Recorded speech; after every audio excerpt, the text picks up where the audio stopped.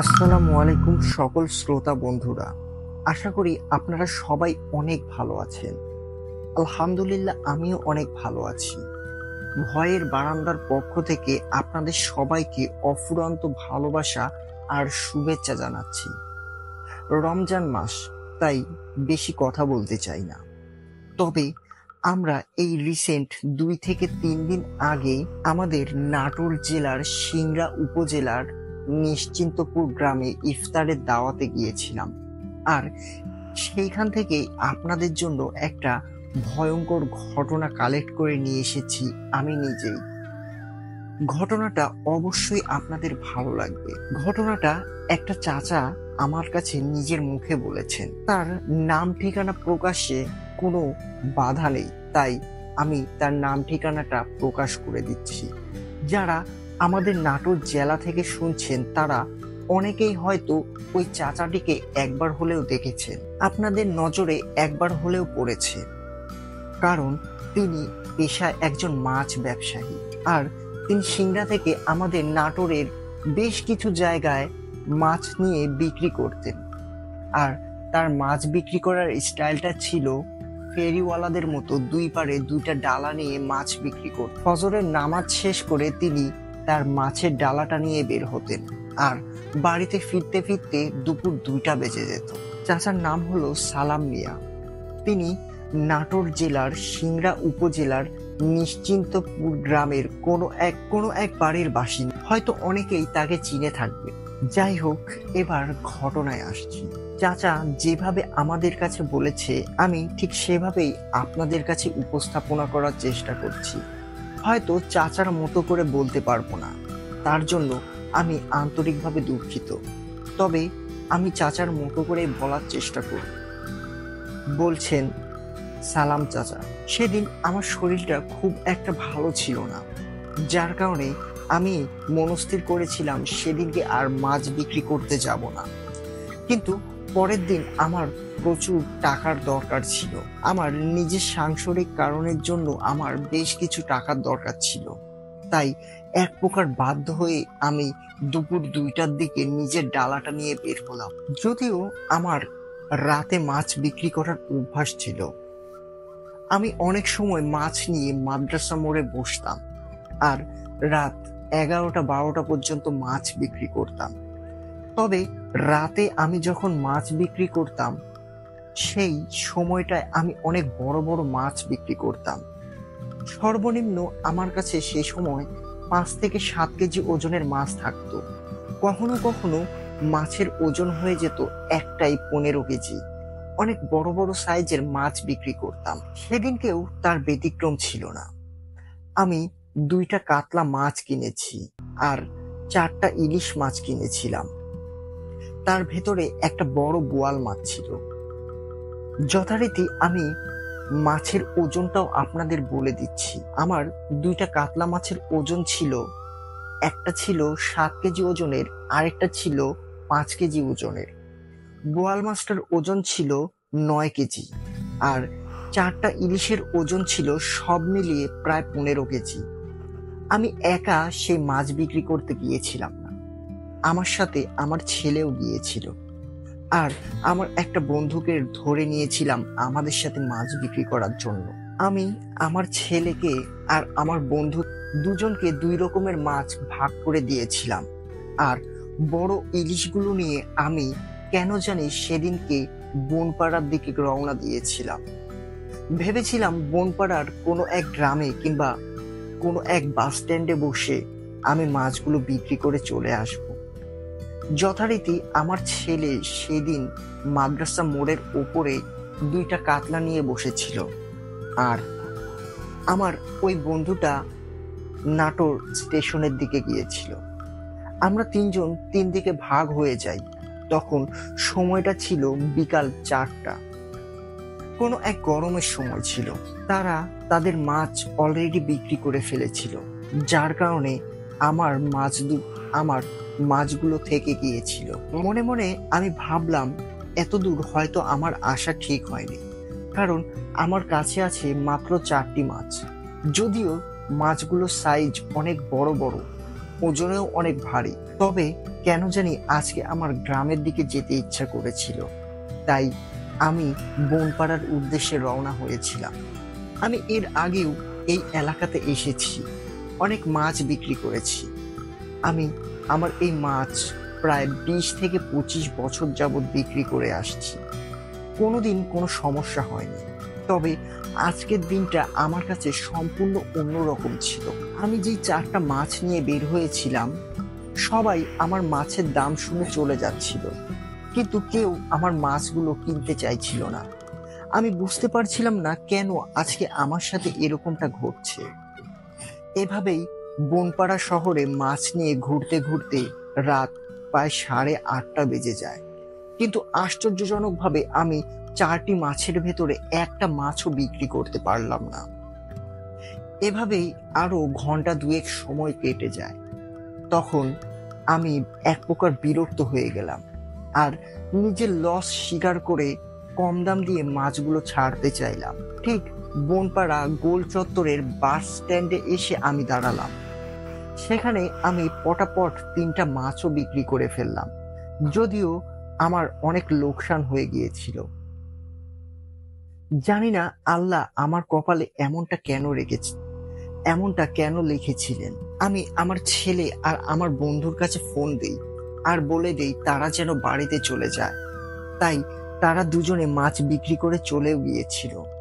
আমি একাই নাটোরের বুকে ছিলাম। আমার সাথে এবার যা ঘটতে চলেছে, এটার জন্য আমি কোনোদিনও কল্পনা করিনি। আমার আরো একটা মাছ অবশিষ্ট ছিল, ঠিক আগের মতো এই মাছটারও সবাই দাম শুনে চলে যাচ্ছিল, কেউ কিনতে চাচ্ছিল না। মাছটার ওজন ছিল প্রায় 6.5 কেজি। এটাই আমার ডালার সবচেয়ে বড় মাছ। আমি এই মাছটা নিয়ে অনেকক্ষণ ঘোরাঘুরি করলাম, কিন্তু কোনো অবস্থাতেই সেই মাছটা আমি বিক্রি করতে পারছিলাম না। তাই এক প্রকার বাধ্য হয়ে আমি সেখান থেকে বাড়ির উদ্দেশ্যে রওনা দিলাম। তবে একটা কথা বলে রাখি, আমি যখন বাড়ির উদ্দেশ্যে রওনা দিয়েছিলাম, তখন ডালাটা ওঠানোর সময় সেখানে আমি অস্বাভাবিক রকমের একটা লোক দেখতে পাই, যার পরনে ছিল হালকা পুলকা একটা ছেঁড়া লুঙ্গি আর আর একটা ময়লা পাঞ্জাবি। তার বয়সটা ছিল প্রায় 75 বয়সের কাছাকাছি, মানে এক প্রকার বৃদ্ধ একটা লোক। মুখে হালকা হালকা সাদা দাড়ি ছিল, মাথার চুলগুলো সাদা সাদা ছিল। সেই লোকটি এক দৃষ্টিতে আমার মাছের দিকে তাকিয়েছিল।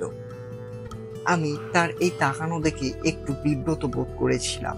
যাই হোক, এই কথাটা কেন বললাম একটু পরেই আপনারা বুঝতে পারবেন।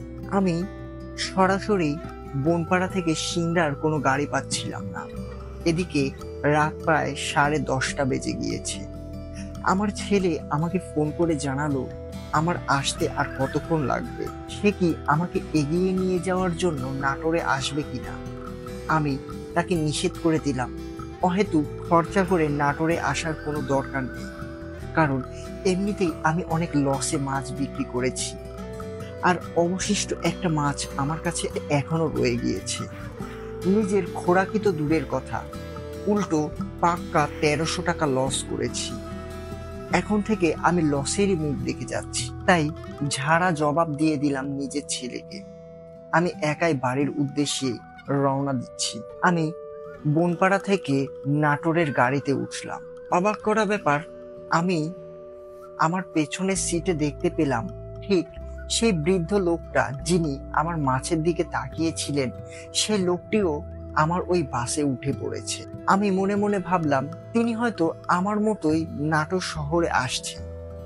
যাই হোক, এসব তেমন একটা আমলে নিলাম না।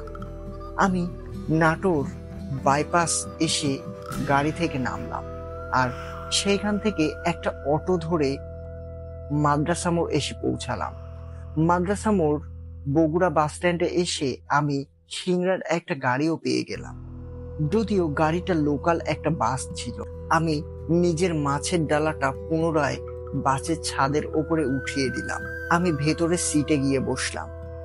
আশ্চর্যজনক কথা এটা যে আমি আবারও লক্ষ্য করে দেখলাম সেই বৃদ্ধ লোকটি আবারও আমার বাসের পেছনের সিটে এসে বসেছেন। আমি এবারও সেই বিষয়টা তোয়াক্কা করলাম না। ভাবলাম হয়তো তিনি আমার মতোই কোনো একটা পথচারী, হয়তো নিজের গন্তব্যের দিকে যাচ্ছেন। তাই বিষয়টা খুব একটা আমলে নিলাম। এভাবেই প্রায় রাত 12:30টার দিকে আমি সিংড়া এসে পৌঁছাই। এবার নিজের বাড়িতে যাওয়ার পালা।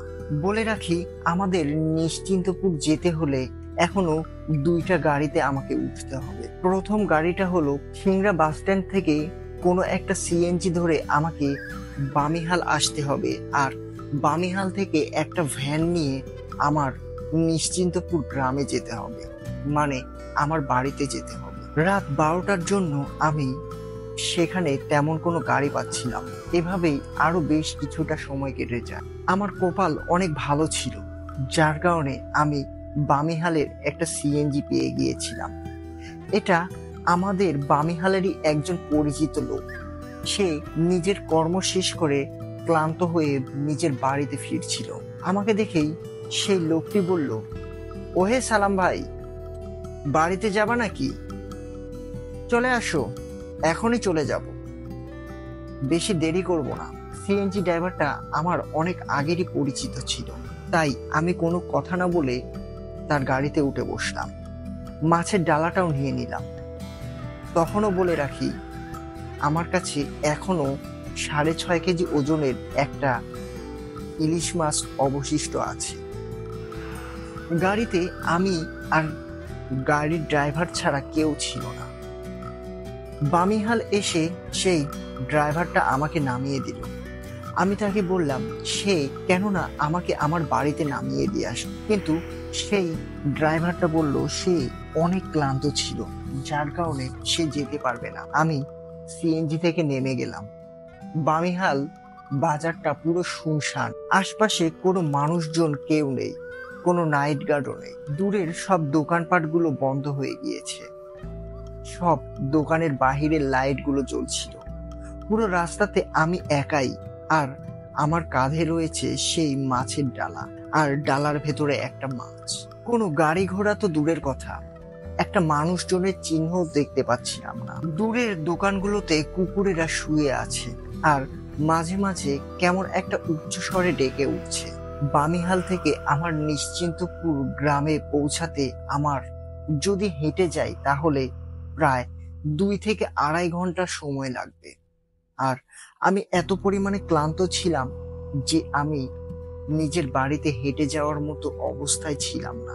তাই নিজের ফোনটা বের করে ছেলের কাছে কল দিলাম, আর বললাম ভ্যানটা নিয়ে যেন আমাকে বামিহালের রাস্তা থেকে রিসিভ করে। আমি নিজের মতো করে হাঁটতে লাগলাম, সে যেন রাস্তার মাঝখান থেকে আমাকে তুলে নেয়। যেই কথা সেই কাজ। আমার এই কথা শুনে সাথে সাথে আমার ছেলে বাড়ি থেকে বের হয়ে আসলো। ফোনে আমার ছেলে আমাকে অনেক বকাবকি করেছিল। যখন আমি নাটোরে ছিলাম তখনই কেন তাকে ফোন দিয়ে জানাইনি, তাহলে এতক্ষণ সময় আমার আর হেঁটে যাওয়া লাগতো। আমার ছেলের আমার বাড়ি থেকে বামিহাল বাজারে আসতে পাক্কা 20 মিনিটের মতো সময় লাগবে। এই 20 মিনিট আমি একা একা বসে থাকার থেকে ভাবলাম আমি কেন না হাঁটতে লাগি, কিছুটা রাস্তাও অতিক্রম হয়ে যাবে। যেই ভাবা সেই কাজ, আমি নিজের মাছের ডালাটা নিয়ে হাঁটতে লাগলাম। অনেক ভারী লাগছিল, জানি না কেমন একটা অস্বস্তি কাজ করছিল নিজের মনের ভেতরে। ভাবছিলাম হয়তো সামনে কিছু খারাপ ঘটতে চলেছে। এভাবেই আমি প্রায় 3 থেকে 4টা মিনিট রাস্তা অতিক্রম করে ফেলেছি। আমি বামিহাল বাজার থেকে নিজের বাড়ির রাস্তার অনেকটা দূরে চলে এসেছি। রাস্তাটা সম্পূর্ণ শুনশান ছিল, পুরো রাতটা চাঁদনি রাত ছিল, যার কারণে রাস্তা দেখতে আমার কোনো অসুবিধা হচ্ছিল না। তবে এরকম পরিবেশ আমি এর আগে কোনোদিনও দেখিনি। অনেক দূর দূরান্তে ঘরগুলোতে ছোট্ট ছোট্ট লাইটের আলো দেখতে পাচ্ছিলাম। রাস্তাটা কাঁচা রাস্তা ছিল, আমি সেই রাস্তা দিয়ে হেঁটে হেঁটে যাচ্ছিলাম।